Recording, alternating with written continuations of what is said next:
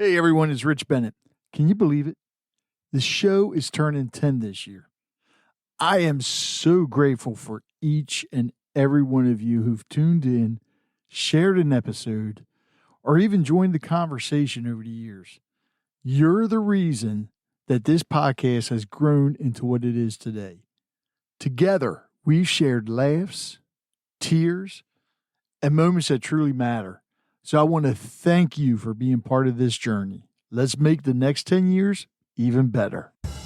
Coming to you from the Freedom Federal Credit Union Studios, Harford County Living presents Conversations with Rich Bennett. Slow pitch or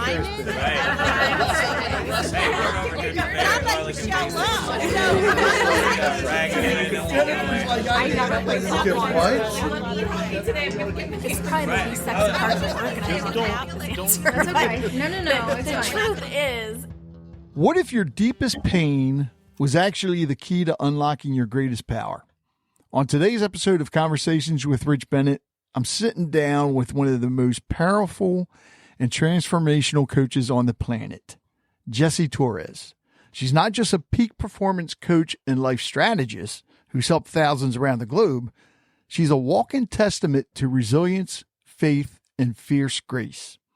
Jessie's story isn't for the faint of heart. She survived sexual abuse, the murder of both of her brothers, and a marriage that nearly broke her spirit. But instead of staying in the darkness, she fought her way to the light and now helps others to do the same.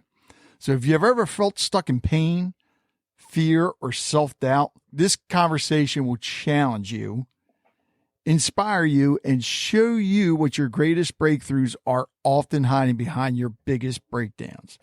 So get ready to redefine what's possible, because Jessie doesn't just talk about transformation. She embodies it. Jessie, God, after reading that, I don't even know where to start. I just, of course we can't do it because we're recording virtually, but it's like, I just want to reach out and give you a big hug. no. I mean, everything that you've been through, it's like most people would have just given up. What was it that kept you so strong and going? Well, honestly, I think if I were to answer that at different segments of my life, Right. At this point, I would answer that with my love for humanity. Mm. Back in the day when I didn't understand the concept or was in massive survival, it was my kids that kept me alive. Okay. And my desire to not have them have a lifetime of knowing and living with their mom committing suicide. Oh, Because God. that's where I got to. So it wasn't for me to do, but I was hoping somebody would blow the red light so I could be done, because I'm like, if this is what life is, I don't want to be here. Yeah. So because of that, and then what woke me up was an act of kindness, which I can speak to, and those people will never know who they woke up. Yeah. But from the context of the abuse I had with my father and then the abuse I had with my ex, it was that apathetic state of like, my dad told me people, they want to take advantage of you and they want to get in your pants, which is what he was doing. Right. And my ex was just like, oh, people, are guilty before they're innocent. Like everybody's trying to get something from you. Don't talk about our marriage to people because they want to subconsciously break up a good thing. And so, keeping quiet and always living with that hypervigilance, it's just Right. like, and then these people treated me kindly. It short circuited my brain. Just like, what? Like, I don't even know what to call this, but this feeling that I'm getting, if this is available, then life is worth living. Yeah. And that gave me the courage to get out of my situation. And from there, it was survival for quite some time. All right. So obviously the sexual abuse from your father was first. And then was it your brothers, both of your brothers that were twin brothers, right? No. I have twin sons. Twin sons. Yeah. Okay. Twin I sons. have twin sons. But no, my older brother was murdered when I was 28. He was 29. Oh my God. Yeah. And my little brother was murdered 2 years ago. Yeah. 30 years apart, almost to the month, 30 years apart. They totally different circumstances, totally different people. Same mom and dad. It was the three of us. Right. And my older brother was killed. I was still married. And it was a massive shock. When that happened, I was devastated, heartbroken, sad, crushed. And I turned my back on my faith. I was raised Catholic, turned Christian. I consider myself more spiritual now than anything. Right. But back then I was like, I don't even know if you exist, God. Like, no. And I'm thinking about my brother, and I'm like, what if we just get buried 6 feet under with worms crawling out of our eye holes? That's kind of how I was in my pain. And then I'm like, if you do exist, God, then I hate you for taking my brother. That's where I was. Right. And it wasn't until a moment where he showed himself to me. I was crying. My ex-husband was holding me, and I just saw him. He was all in white. And then there was what looked like people in white. Right. It's hard to tell when you have visions like that, but it's fuzzy. But he just did with his arm a gesture, and he said, Jess, everything is as it's supposed to be. And I didn't quite know what it meant, but it brought me peace. I knew he was okay. And from that began my cycle of understanding my own spirituality or what. Now, I was still in my marriage at the time. And it wasn't just that. We had 4 deaths in the family, all from crazy things. It started with my ex-husband's uncle, who was 6'6.5". He worked in the Puget Sound up in Washington for years, stepped on the shipyard, and one of those big, huge balls with the hook on the end fell on his head. What the hell? Total insane. Like, if he would have stopped to tie his shoe, he wouldn't have been underneath the thing when it happened. You know what I mean? Like, just insane. Wow. Right? Then my ex-husband's sister committed suicide. Good Lord. Yeah. And then his partner, because he was LAPD at the time, his partner who would do bike detail in Hollywood came home from work, put in a John Wayne movie to relax, and had an aneurysm and died. He was 38, left 2 little kids. So all of that. And then my brother was murdered. So it was like a barrage of this happening in our marriage, in our family. And so it was definitely devastating. And coming out of that marriage and survival, it's been my quest to understand humanity. When I got divorced at 38, I didn't even know what my favorite food was. Like, I'd been chameleon my whole life, trying to keep the peace, trying to keep my ex from being angry so he didn't yell at the kids or yell at me, or, so it was all this explosive. It was like PTSD, honestly, walking around in that home with tons of hypervigilance for me and my kids. And so in that, now I'm like 38, I'm like, I don't even know who I am.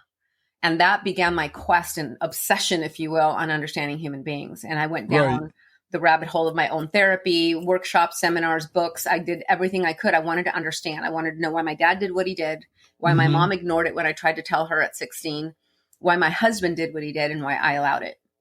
And I started to just get understanding the human condition. And I want to say that today, I love my father. I love my ex. I have nothing but gratitude for my journey, because in that depth of darkness, if I can come out on this side with resolve to help heal and help people get out of suffering, then so can others. And you don't have to be a world changer, but you will definitely, when you shift your own inner world, you will shift the world of the people around you. And that could be your children. That could be your neighbor. It could be your boss. It could be whoever. But when we start to look inside and heal ourselves, we become a ripple effect for others. And that's my goal. And that's my purpose. 30 years later, 2 years ago, my little brother was murdered. Now, my little brother was 15 when my older brother was killed. Oh, God. And he idolized him. So what he started doing is looking for a big brother outside. And he got connected with gangs, and he was in and out of prison for years. So my mom just obsessed over either her dead son or her son who was in trouble. Yeah. I just kind of went off on my own and started to create a life for myself. I got married so young at 18. I had my kids. By the time I was 25, I already had 3 kids. I had my boys at 21 and my daughter at 23. And, so I was a mom, and I was living my life while she was dealing with all of that. And then my brother was doing the best he had ever had. Like, he was taking his daughters to school, helping them with their homework, cooking dinner. He actually opened up a business. He was doing amazing when his past came to haunt him, and somebody shot him in the back for $1,000. Jesus. Yeah. So it was Holy insane. cow. So my point for sharing all of this, Rich, is that there was many justifications. When my little brother was killed, I didn't feel sad. I mean, I felt sad, of course, but I felt rage. I felt rage for the first time. Usually my emotional home is sadness or disappointment.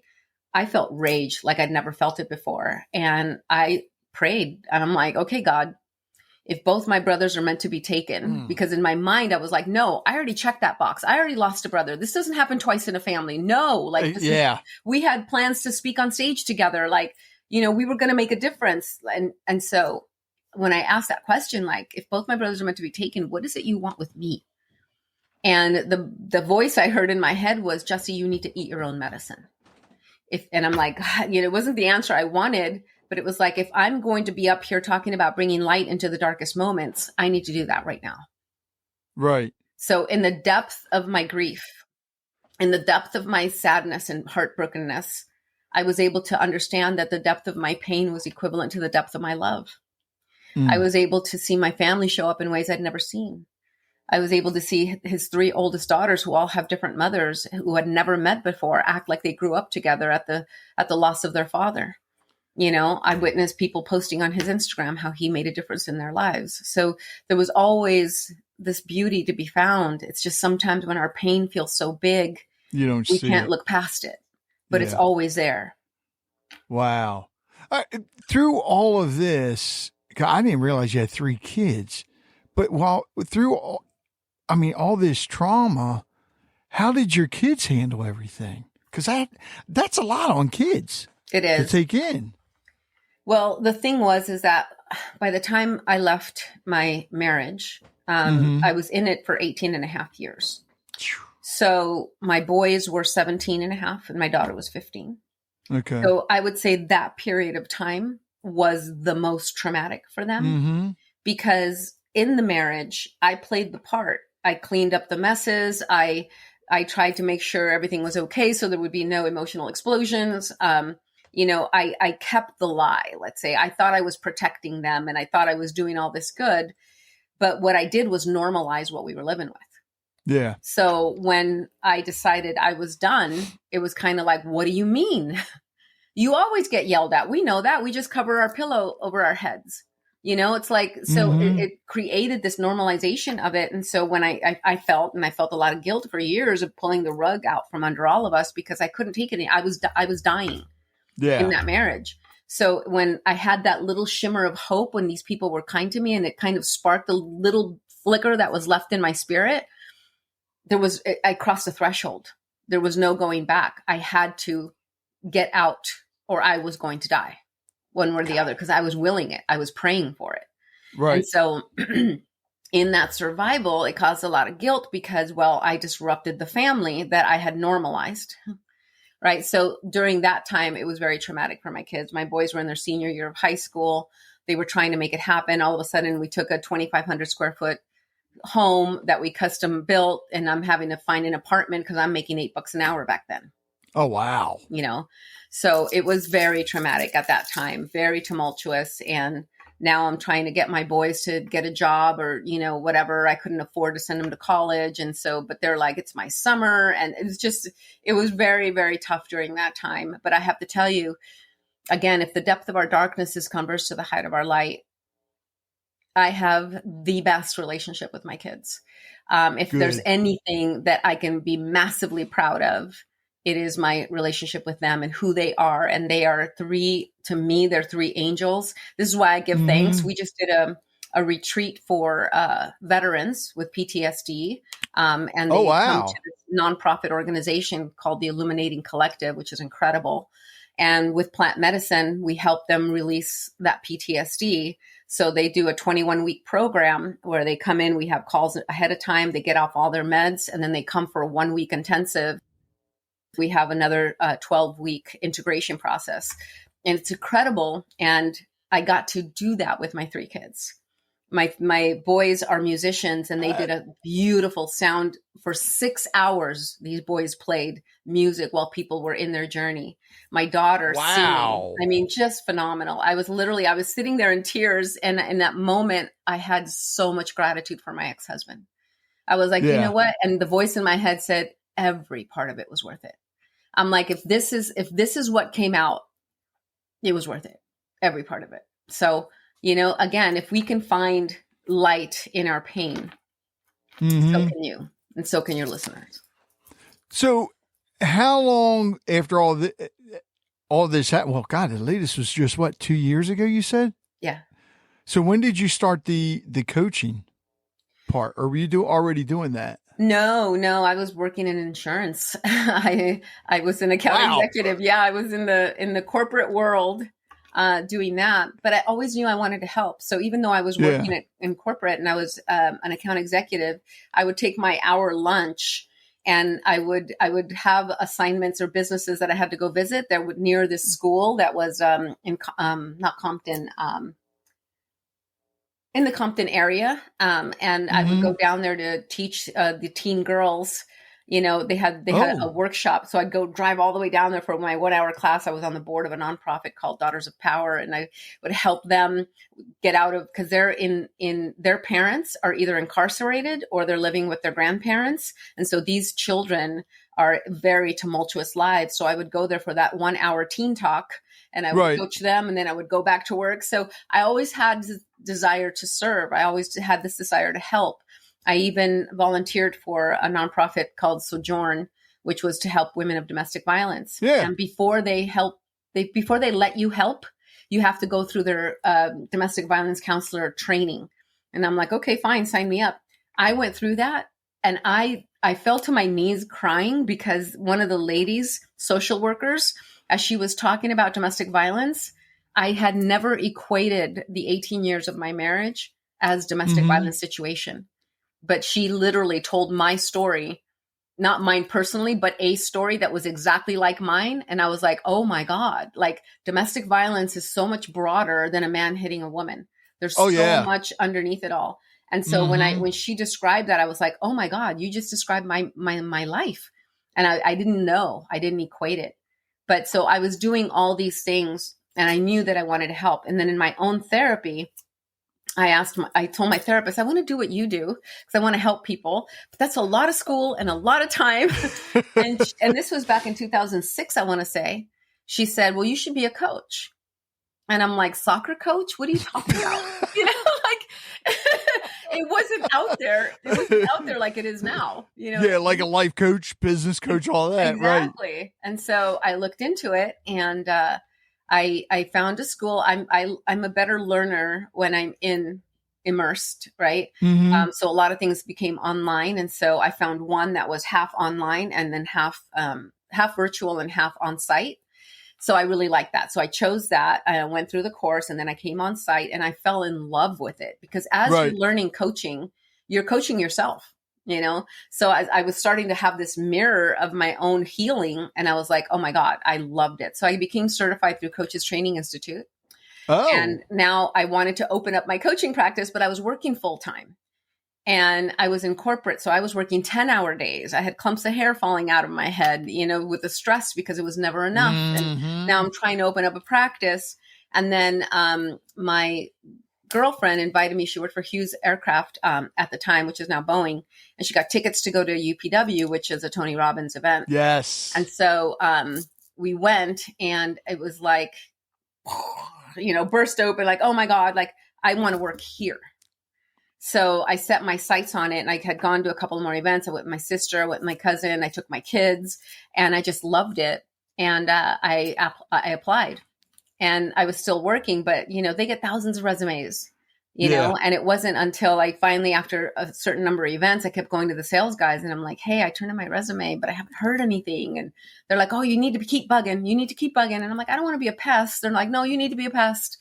I'm like, oh, okay. And then one of the guys said, this was at the Business Mastery, which is a $10,000 event.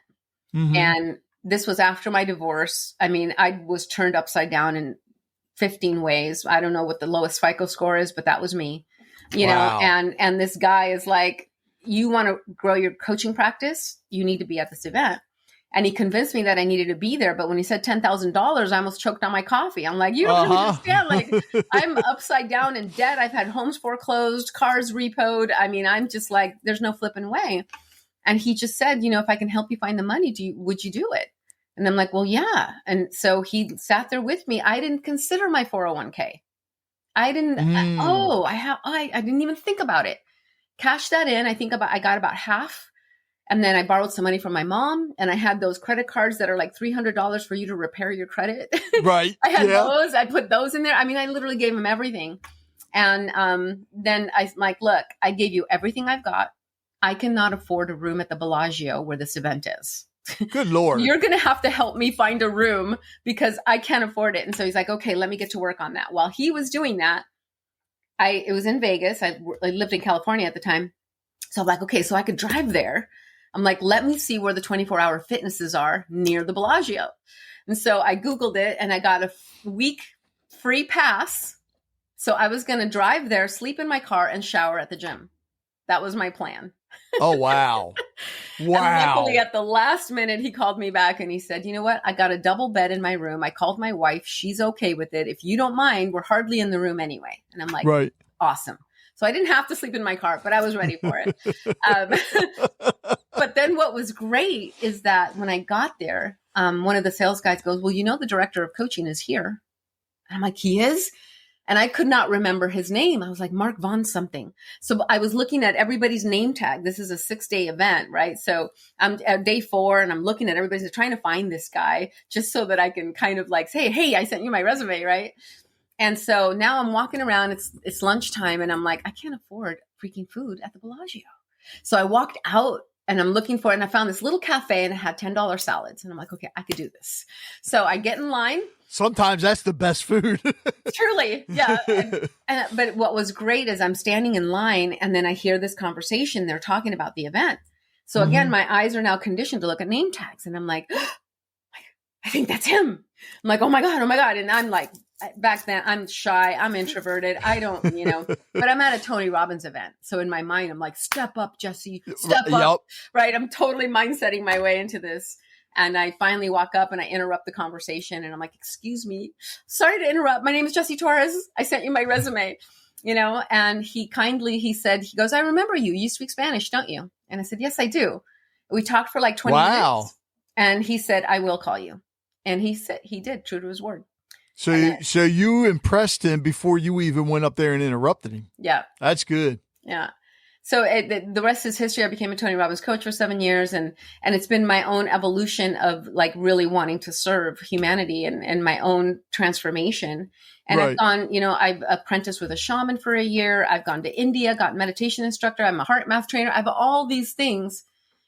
But what I want your audience to know, nothing has taught me. Like my PhD is in my life. Yeah. It's in what I lived. It's in what I faced off with.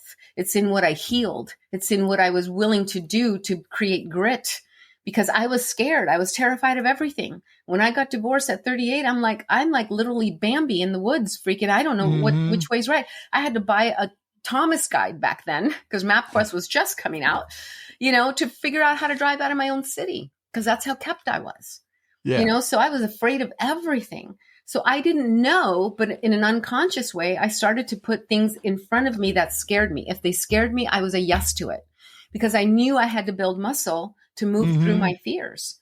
And I didn't know I was developing grit at the time. But when I decided that I wanted to serve and not work for Tony and not work for anybody, but actually develop my own program, I had to look at how did I get here? Because now I see through the lenses when I work with people, I'm like, how do you not see your own beauty? And I thought to myself, when I said that to my face, I'm like, but you didn't back then, Jessie. Yeah. You lived in shame. You thought you were filthy. You thought you were damaged goods and no one would love you. So you need to go back and you need to see what was it that got you here. And from that, I developed my 12-week program. See, and you said something that my listeners need to remember, and everybody needs to remember. You lived it all. Which what's That's what makes you such a great coach. And we talk about this when we talk about addiction. Your peer recovery specialists are in recovery themselves. That's why they are perfect at it, because they've done it. If you've lived something, it's a lot easier for you to talk to other people that are going through it. It's I mean, to me, it just makes sense. I got to ask you this though. Okay. Fierce Grace. What is that? And how did you come up with that? I just love I love it because my daughter's name is Grace, of course, and she's a redhead, so she's fierce. I just got to get it made up now. Fierce Grace on a shirt for her. Oh, I love it. I'll have to send you a t-shirt. It embodies the masculine, feminine. It embodies the two energies that we all live with. Every single one of us has masculine and feminine within us. There's a core of who we are. Like, I'm feminine at my core, but I can access my masculine, my fierceness, my mama bear energy. And so it's literally a dance between both of those. And when we can create balance around that, we can enter our greatest power. And so it's like, how do we show up in fierceness, mama bear, protector energy, or for a man, their fierceness, protector energy, right? It's that beautiful saying that says a warrior doesn't just hunt to kill what's in front of him. He hunts to protect what's behind him, right? And that to me is a heart-centered warrior that is coming from the feminine part that wants to care and protect, but is a warrior and will come in and hunt and kill because that's what they're made for, right? So it's a beautiful balance of both. And I think that when we heal our traumas, we're able to flow between both because it's not one or the other. It's the flow of both. And so how do we bring that fierceness to our lives to tackle our limitations, to move through fear, move through challenges? And how do we do it with such grace and such love that we're amplifying we're evolving our own spirit? Because I think that when we evolve and when we fall in love with ourselves, we see humanity through a different set of lenses. And now all we want to do is give back. I love that. I saw that. It's like Fierce Grace. It just clicked with me right away. It's like, I don't know what it is, but I just love the name of it. That's one of the things you have. And what was the other thing you said? Not the 12-step program, a 12-week program. Yeah. Okay. Now what's involved with the 12-week program? Well, the 12-week program is my 20 years of experience in 12 weeks to help you alchemize your pain, right? Whatever you've been through. And here's the thing. Sometimes people think, well, I don't have any trauma. I had a great upbringing. My parents were awesome, blah, blah, blah. Yeah. Every one of us, what we need to understand, my definition of trauma is, of course, it's all the big things, right? It's rape. It's all these things. But trauma really is whatever the child made meaning of in the moment of the experience. And what that means is, as children, we have an unconscious conditioning that's creating a meaning from what happens to us. So I used a simple example of a little boy at the grocery store with his mom. He's playing in the aisle with toys. Mom goes to the end of the aisle to grab something. She can see him, but he can't see her. So he lifts up his head and he screams, "Mommy, where are you?" Right? And she's like, "I'm right here." It's seconds, no abuse, no maldoing. But to the child, he anchors, I could be left behind. I could be abandoned.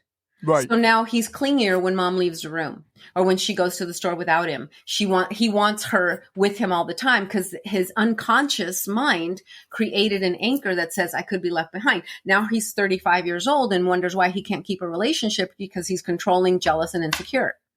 And it all stems from that moment, like I could be left behind. So now it's not the mom. Now it's the girlfriend. She could leave me any moment and she probably will. So he's controlling and wants to keep it tight. And he doesn't know it's from that moment in the grocery store. Right? Because it was an unconscious conditioning. So the outcome of Fierce Grace is like, I always start with where's limitation in the now? I'm not trying to dig up problems, but I do understand that as human beings, it could have been a teacher that handed you a test that you didn't do so well at. Yeah. And just literally muttered out of his voice, like, you're going to have a rough life. Just that inserted a microchip in your brain that says, oh, the teacher says I'm going to have a rough life. And you live with that in your unconscious. So you attract people, situations into your world that will make that true. Yeah. Right. And so again, it's like sometimes we don't know to know. So I have 3 levels of trauma. One is undiagnosed. We don't know. Like he didn't know that was a trauma moment for him. Number 2 is unacknowledged, meaning like my ex-husband and I. My ex-husband, he came from a very alcoholic mother, very brutal. Came from the sexual abuse with my father. So we knew our big traumas.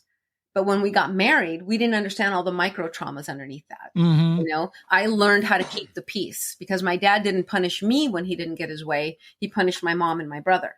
So as a child, I learned to acquiesce to the pain so that others don't get hurt.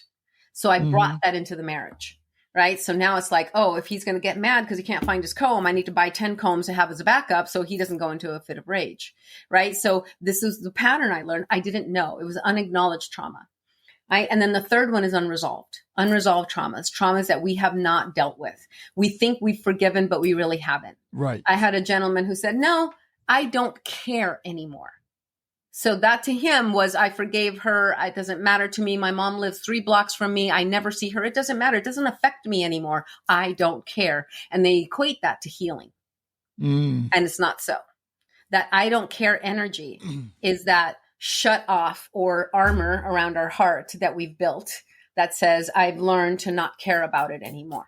But deep inside you care. And remember, forgiveness isn't for them. It's for us. Right. Right.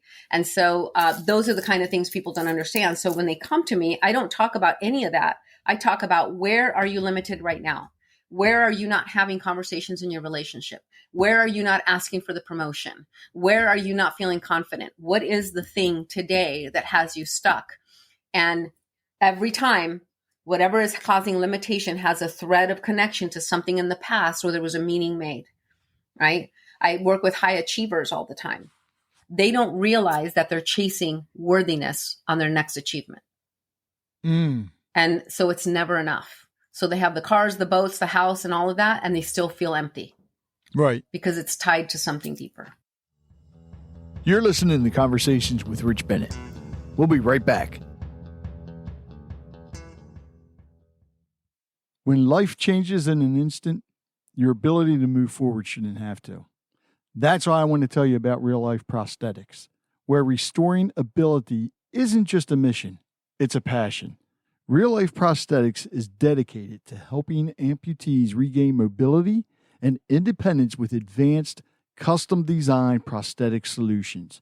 Whether it's upper or lower limb prosthetics, their expert clinicians work hand in hand with their clients, creating devices that fit comfortably, function naturally, and empower people to reclaim their active lives. They understand every journey is unique, and so is every prosthesis they craft. With cutting-edge technology, compassionate care, and a commitment to real-world results, Real Life Prosthetics is changing lives every single day. If you or someone you know is facing limb loss, visit reallifeprosthetics.com and see how they're restoring ability. You mentioned forgiveness. I think this may be a problem for a lot of people, and I don't know if you help them or teach them this or not, but you're right. A lot of people say they forgive you or forgive something, but they actually don't know how to forgive. Very much. And do you teach them that as well, how to forgive? Definitely. Okay. I have a 4-step process, and I believe that true forgiveness comes when you find the gift in the pain. So if you go back to a moment in time, I'll use myself as an example,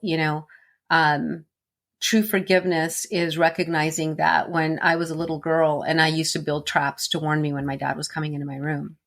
Oh, wow. It didn't stop him, but somehow it made me feel better that Right. I would look at that and, like you just said, oh, wow, like that's tragic, right? A little girl has to do that. Yeah. But now what I'm witness to is a very courageous little girl, a very resourceful little girl, a very creative little girl. Both are true.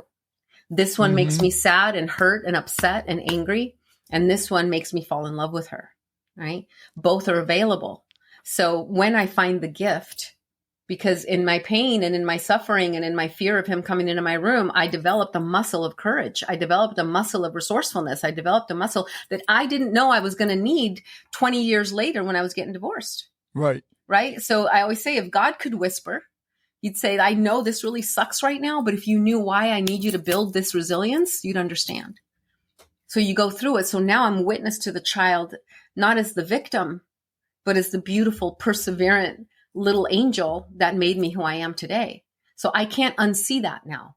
So when I'm able to pull that gift, I can truly forgive, because now I see it all as a divine choreography, right? Maybe my contract with God was that I find forgiveness, and we don't just get forgiveness. We have to have things to forgive or people to forgive. I want to go back a while too. Speaking of God, when you lost your brother and you basically gave up on God, and then you saw him, do you think at that time and from then to now, you have learned to actually listen to God more than even, say, with your Catholic upbringing? 1,000%. And how to talk to him as well? 1,000%. Okay. 1,000%. I went to Catholic school. I went to Catholic church. High school, I went to public high school, but I don't remember the lessons. I remember Father Daly being drunk on a Sunday on the grass campus. What? You know? Yeah. So, that's my memory of Catholic school. And no it's offense that to wine. anybody. It's that wine. Yeah. I honor and respect Wow. everybody's faith. But for me, and I think also working with plant medicine and some of the work that I did through being an apprentice for shamanism is where I feel I have met God. Right. Or at least the essence of what it must be. I don't know. I can't definitively say I met God, but I met an enormous amount of love and connection that in the moment I felt unworthy. I'm like, who am I to feel this magnificence? But I knew better. So as I felt unworthy, I just said, thank you, thank you, thank you. And the more I felt into that feeling, that omnipotence of love, and I walked out of that going, why me? Like, how come I got to feel that? Like, who am I? And I went through all of that within myself. The message I got was that I can have this feeling always. Yeah. And I was just given the taste of it. And that my mission in life is to help others feel that. It's to bring an ayahuasca experience without the medicine. How can I do that? How can I bring people to this connection, to that omnipotence, to fall in love with the essence of who we are, the divinity, the perfection that God created us to be? How do I bring them back to the innocence of a child? And that's my purpose. Did you also find that you love yourself more as well? Of course. I had to honor that. If I got that experience, I need to do something with it. And I connect very much to the spirit part of me and the human part of me. So I fall in love with the human parts that went through the pain, that got knocked down, that got back up throughout all those years. And I'm like, oh, I get you now. I see you through divine lenses, right? And even in one of my experiences, I always tell my children, I wish you could see yourself through my lenses. And in one of my journeys, I heard, the voice of God, whatever. And the voice said, do you know why you say that? And see yourself through my lenses. He goes, because that's me speaking to you. Oh. And I was like, oh my God. Yes, exactly. I felt like that. Oh my God. Like, to see myself through God's lenses. Yeah. And I started to write down, if God walked into the room right now, how would I hold myself? How would I see myself? How would I was like, and I just started writing. And I was like, wow. Okay. That's a good exercise to do too, though. Yeah. Yeah. Very much. Ooh. I know what I'm doing when we're finished. Wow. I'm blown away by that. Actually, you mentioned books, but have you actually written one yet? It's in the works. Okay. It's in the works. It's coming. It's about half written. A memoir or? No, it's more of to help people, right? So it's okay. Part of it is my journey, so people understand it. And then how can we move through? right? So how do you take your essence, your story, and how do you, because it doesn't matter, honestly, and no offense to anybody. I know everybody's situation is unique, but it doesn't matter the trauma. Yeah. What matters is you are a beautiful soul made in divinity. And we need to understand that what happens to us is the adversity. Let's just say we wrote a contract with God. And some people would say, what do you mean? I lost my child. How is that God's word? That's not okay. Right. But take John Walsh, the guy who invented America's Most Wanted. Yes. Right. So he saved thousands on the cusp of the murder of his son, Adam. Mm-hmm. Right. So what if Adam was a beautiful little angel that came here for 6 years to be the catalyst of his father's awakening, because God knew John would save the many. Yeah. Right. So I don't say it's right or wrong. It just is. I don't blame God. I understand there's a bigger picture happening. There's a bigger divinity happening. And if we needed to save the thousands and Adam needed to be that angel to leave this earth in 6 years and go back home to God so that John can save the many on this planet, then so be it. Yeah. I think a lot of people they forget to look at that. They're quick to blame God for any things that happen. I mean, I did the same thing. You know, when we lost our daughter, I was the same way. Yeah. But I've always believed that, especially after that, he does things for a reason, and it's for the better. Yeah. And I think that's one of the reasons I do this today, is to help other people. You know, otherwise, God only knows what. Well, yeah, he would only know what I'd be doing. But one of the things I love to hear from people, especially somebody like yourself. Can you share either one or two feel-good stories about somebody that you have helped out with the coaching and everything else that you've done? One of the greatest compliments I got, and it was, she had sent it to me in a message, and it was it was at a moment where I really needed to hear it. You know, it's like, we don't do it for validation, but it was really nice to have that feedback. I had been coaching her, and I'd been coaching her not only with her mindset, but also how to grow her business. And she was being a coach for other women. And so I was helping her get past her own fears and her own, like, I'm doing this, you know? And I was helping her through it. And I was also doing group coaching or whatever. And then one day I got this message, and she goes, Jessie, I want you to know that I was in my group calls with my clients, and I was serving them. And this one lady, she told this whole story of this lady, and she goes, and it stopped me in my tracks for a moment. And I realized, I'm there, Jessie. And it was like the biggest compliment, because I was like, oh my gosh. Like, so she had honored me as her coach. And she realized in that moment that she was being the me in their lives. And it was the biggest compliment. I was just like, oh my gosh, thank you. She goes, I'm there, Jessie. I just started bawling. I was like, oh my gosh. But to see her awakening, right? And her coming home to herself and her falling in love, there's a weighted energy that drops from the cheekbones, where you feel that healing coming in, and you feel that resonance of self-acceptance. And it's the most beautiful gift I could ever have. When I see my clients thrive, or I see them giving back, it's just brings so much joy to my heart. And you have clients basically throughout the world, right? Yes. So all right, good. So anybody can contact you. It doesn't matter where they're at. Absolutely. All right. Before I get into that part, I have to ask you this too. What is the Tender Warrior Chicas? Tender Warrior Chicas. Thank you for bringing that into the space. It is a mastermind for women. Oh, I love it. And to me, it's the bridge between love and business. So how do we remember that love is the game, right? For many years, I was told, you know, love is nice, Jessie, but it doesn't pay the bills. So, right. And so it was constantly shoved out. And so I bought the story. And so what was hard for me is I didn't know what to do with myself, because this is what I drive from. Now I understand and stand strong that if you don't love your clients, you won't have any. If you don't love your employees, they won't be connected to your mission. And if you don't love your family, they will leave you. So tell me it's not about love. right? So this whole life is a relationship game. Whether you're going to work and punching in and you're working for someone, you're building relationships, you're talking on the phone. It's all a human game.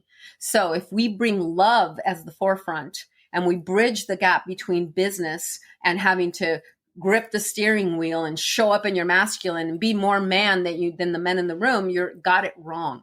Yeah. One woman in flow walking into a corporate room of 20 men will buckle every man's knees if she does it right. Right? Yep, 100%. Yeah. Right? It is the source of beauty and magnificence, and we've lost our way. So how do we as women put down the masculine mask?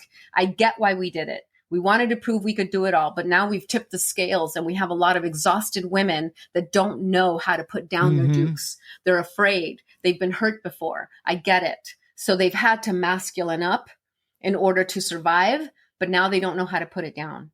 And they're exhausted, and they either attract hyper masculine men in their inauthenticity, or they find pleasers. Yeah. And then pleasers are great because they do the laundry, but there's no polarity. And then they don't find themselves happy again. So it's time to come together and take off all the masks, take down all the armors, and step into our flow and step into the power of the feminine and lead with that, knowing that we can bring our masculine to take care of the kids and take them to school, but that we can come back to our flow and recognize that it is the superpower. And how long have you been doing that, the Tender Warrior Chicas? That for probably 3 years. 3 years? Mm-hmm. Okay. Yeah. Now, is that the only mastermind group that you have? No, I have another one. Oh, Jessie, I'm loving this. I am a big fan of mastermind groups. I think it's missing. Too many people are focused on networking and not the mastermind groups. But I'm sorry, go ahead. Yeah, there's another one called Army of Angels. And Army of Angels is for leaders. It is for, it has a philanthropic hook to it, but it's about the me, we, they. So meaning you come into the mastermind, we talk about you. Where in your pie of life are you not at a 10? Let's help you get there. Let's make sure that you're sovereign, that you're strong, that you're standing strong. Let's create leaders in the world that are out on the front lines. Then we go to the we concept, which is like, how do we come together now as a sovereign being, and how do we give back to the world? And what I mean by that is not writing a check to the Make-A-Wish Foundation. Now it's more about boots on ground, meaning, in Lahaina, when we had the fires, how do we send 10 people out there to sweep the floors? How do we, boots on ground, start to help humanity move forward? And then the they part is we actually go out there and do it. And maybe it's sitting with a veteran that doesn't have family, right? And reading with them or whatever. Yeah. There's so many different ways that we can serve. And then from that, we develop leaders that are out there on the front lines doing that kind of work. And then there's a nonprofit called Everyday Heroes Among Us. Now we start to showcase the everyday hero, the one who takes a cup of coffee and a donut to the little old lady that doesn't have family every weekend. Like, they don't expect anything in return. How do we showcase them, and how do we bring them to the forefront and help them, pay for their kids' college or buy them a car if they need it or whatever? How do we give back to those everyday heroes? First of all, thank you for that, because where do you find the time? Because how many different nonprofits are you doing things with? Well, I'm no longer on the board of Daughters of Power. Okay. I'm now working with the Illuminating Collective, which is for the veterans. And yes, that is so rewarding, just being able to see these guys let their guard down for the first time, get off their meds, and step into life. It's beautiful. And with them, because that's when you first mentioned the not plant therapy. Plant medicine. Plant medicine. Well, technically, I guess you could say plant therapy too. Mm-hmm. Explain to everybody what that is, because I know how some people, you say plant therapy, right away they think marijuana. Right. Yeah. Or drugs. Yes. Yeah. I totally get it. I was that person. Right. What is this? I would always with caution. Mm-hmm. But it is underneath the nonprofit, so it's totally legal how they've done it. And studies, if you look at MDMA, there's a movie called How to Change Your Mind. And it talks about all these medicines, and it just exemplifies MDMA as a medicine that's used in therapeutic settings. It's a heart opener, so it softens your heart. So when you think about, for veterans, They've been taught to move away from emotion. Don't feel, because out there you got to handle things. You can't freaking, you could have a 6-year-old that has a bomb strapped around him and you need to be prepared to do something. Yeah. You can't go into your heart thinking that, because that kid will kill 50 people. You know what I mean? And it's hard. So these guys come out and now you want them to be dads and you want them to be functional. And it's like really hard because they've moved away from that. So MDMA helps soften some of that and opens them up.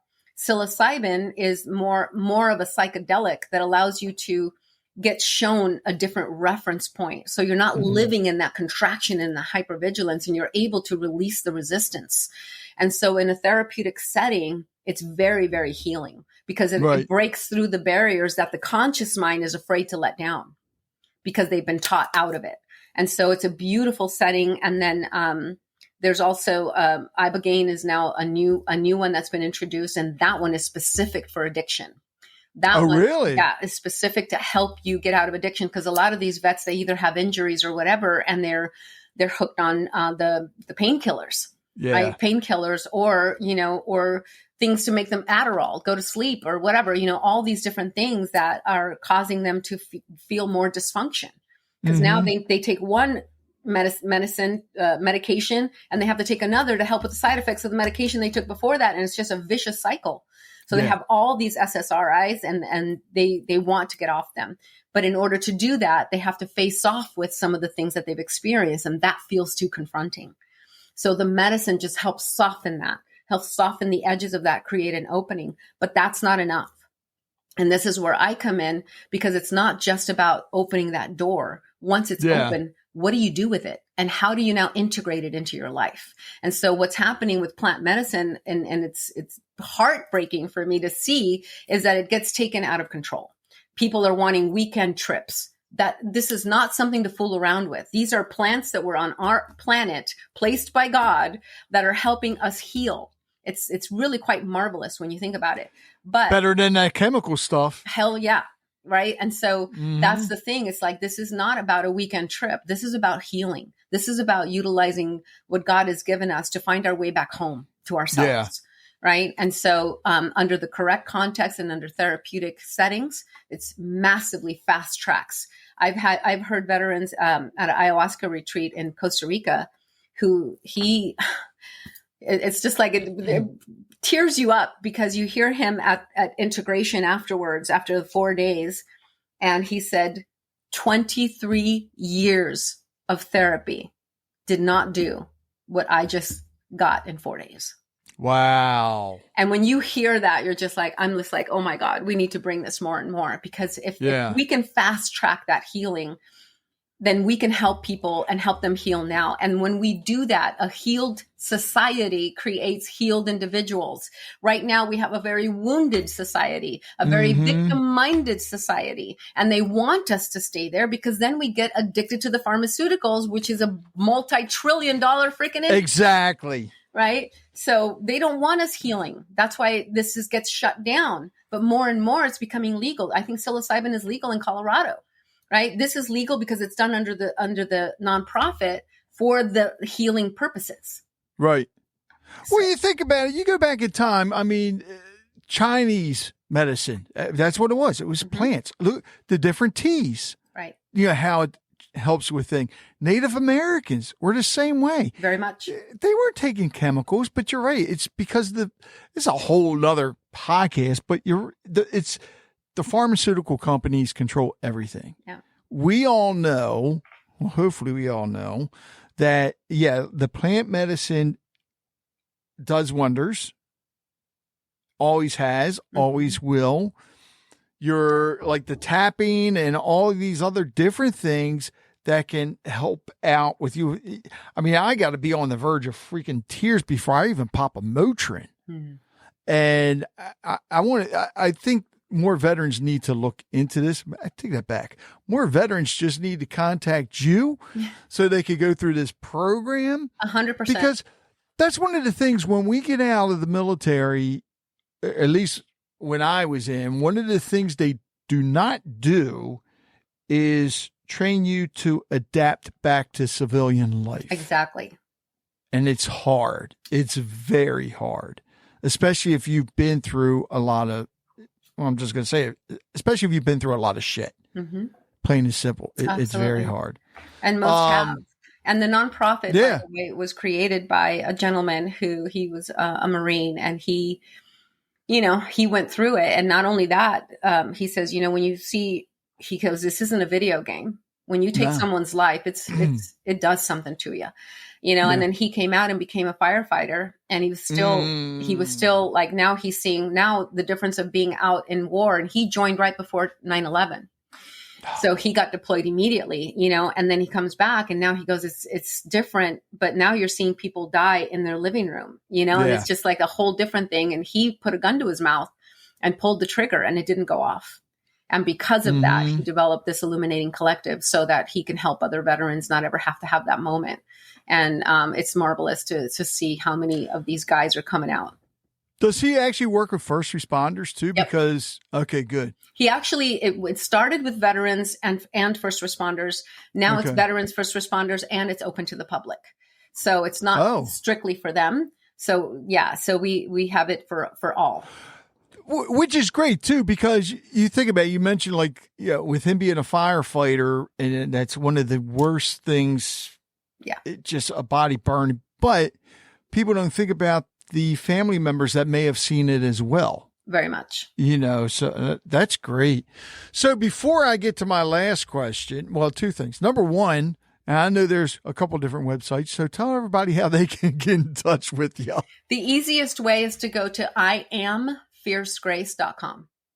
That one has all of the things that I do, because I speak as well. So if you need a speaker to come out, I'm happy to do that. So there's a bunch of different levels. I do one-on-one coaching as well as my 12-week program and all the other things. So there you'll be able to click on which one works for you. And if you don't know, there's also a button to schedule a call with me. And I'm happy to do that. It's a free call. It's just to be able to make an assessment to see if we're fit to work together.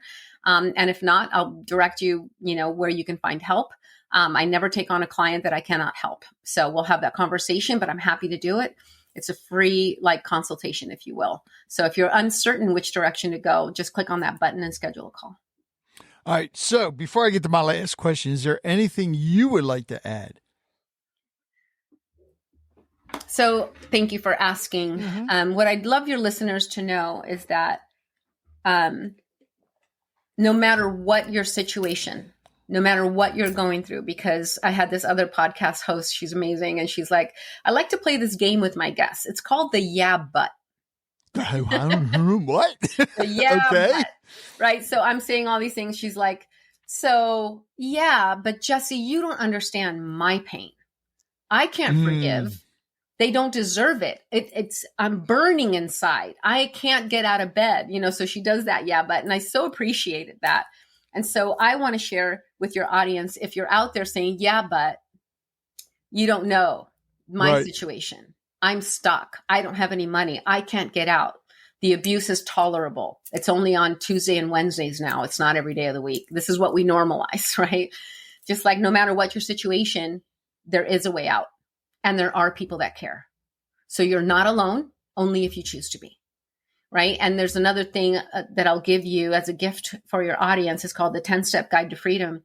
And what it is, it's action that you can take right now, no matter what your situation. One thing that you can take, I want you to believe that you can have the life of your dreams. Believe it. Because if you do believe it, you will create it. Yes. But if we start falling into, I can't, I won't, you don't understand, all of those things, again, no matter what, you're right either way. Right? Was it Henry Ford that said, when you say you can't, you're right. When you say you can, you're also right. So decide and believe that if I can come out of the depth of darkness that I have, so can you. That's what I was going to say. Get out of that darkness. Yeah. What is one regret that you learned from? I have two. Can I have two? Okay. Of course, you can have as many as you want, Jessie. It's your show. Go ahead. Because my true it's just my name on it. My true belief is that everything is in divine order. My true belief is that there's no wrong. It happened the way it happened because that's the way it needed to happen. Okay, so that is my true belief. It's all, there's no wrong. There's no mistake. But if I had to choose, I would say that when I got out of my marriage, when those people treated me kindly, and it short-circuited me. I was in emergency mode. I was willing myself to die. So when that happened, it opened up a window for me to take action, and I did. Right. In that moment, I was in massive survival. If I had it to do over again, I would wait till my boys graduated. They were in the middle of their senior year. It was an interruption that caused massive trauma. So again, was it wrong? I don't know. Who they are today are walking angels. So back then, yeah, it was very painful. It was very hard on them. So I would probably want to wait until at least they got through that year before I made that decision. In the moment I was in survival, I didn't know. I pulled the trigger because it was like, if I don't, I'm going to die here. So that the desperation was there. But if I consciously go back, I would love to do that. The second time is my little brother. I think, and this one might choke me up. I think that with as much as he had gone through and he had brought to the family, I was always trying to help him come out of those decisions. And I didn't stop to say, just take me on a ride on your bike. He rode a motorcycle and he popped wheelies and he was amazing with the tricks he did. Totally dangerous. But what if I just entered his world? What if I just said, give me a ride, show me what you love about riding your motorcycle? And I would have loved to have had that moment of just entering his world and not always trying to help him out of it. I think he's looking down on you now and both your brothers and saying how proud they are of you and how you're helping everybody. So, Jessie, I want to thank you so much and thank you for everything that you're doing, everybody you're helping. And please don't stop. Don't stop. Keep going. And, you know, and God bless you. Thank you so much. I appreciate it. Thank you so much for having me. Thank you for listening to Conversations with Rich Bennett. I hope you enjoyed today's episode and learned something from it as I did. If you'd like to hear more conversations like this, be sure to subscribe to the podcast so you never miss an episode. And if you have a moment, I'd love it if you could leave a review. It helps us reach more listeners and share more incredible stories. Don't forget to connect with us on social media or visit our website at conversationswithrichbennett.com for updates, giveaways, and more. Until next time, take care, be kind, and keep the conversations going. You know, it takes a lot to put a podcast together, and my sponsors help out a lot, but I also have some supporters that actually help me when it comes to the editing software, the hosting, and so forth. There's a lot that goes into putting this together. So I want to thank them. And if you can, please visit their websites, visit their businesses, support them however you can. So please visit the following: Real Life Prosthetics, cutting edge solutions, restoring ability since 2001. Go to reallifeprosthetics.com. Full Circle Boards. Nobody does charcuterie like Full Circle Boards. Visit them at fullcircleboards.com. Sincerely Sawyer Photography. Live in the moment. They'll capture it. Visit them at sincerelysawyer.com.